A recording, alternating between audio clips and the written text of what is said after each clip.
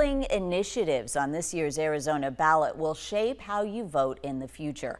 Proposition 140 would overhaul the current partisan primary system. Prop 133 seeks to preserve it. 13 News reporter Bud Foster explains why we have two opposing propositions and what happens if they both pass in November.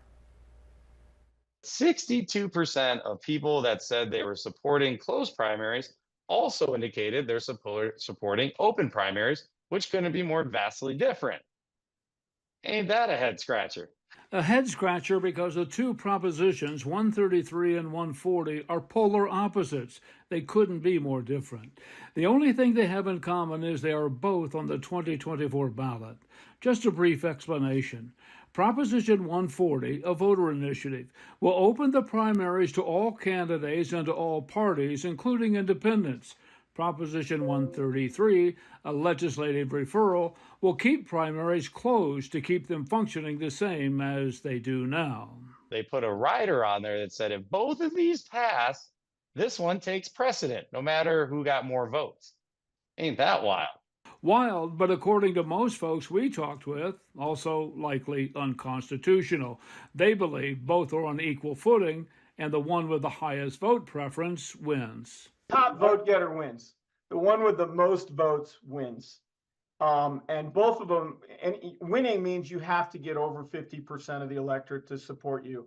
Proposition 140 supporters say that's state law, despite what the lawmakers may have had in mind. A look at polling from Predictive Insight shows neither has a majority vote right now. 133 with less than a third support, but 140 with a plurality but not a majority, with room to grow. Supporters say independents are some of the biggest backers for obvious reasons. They're forcing you to vote for a straight party ticket in a primary, whereas you may want to vote for a Democrat for Congress and a Republican for county supervisor.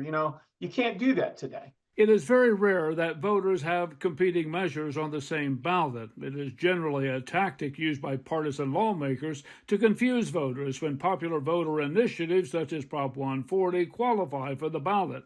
But supporters feel it could work to their advantage. And if you think it's working well today, 133 is your vote. If you don't think it's working well, 140 is your vote. So it's a nice contrast. That contrast should make it easier for voters. If neither proposition passes, things stay the same. If Proposition 140 passes and receives a majority, the world of voting changes in Arizona. I'm Bud Foster, 13 News.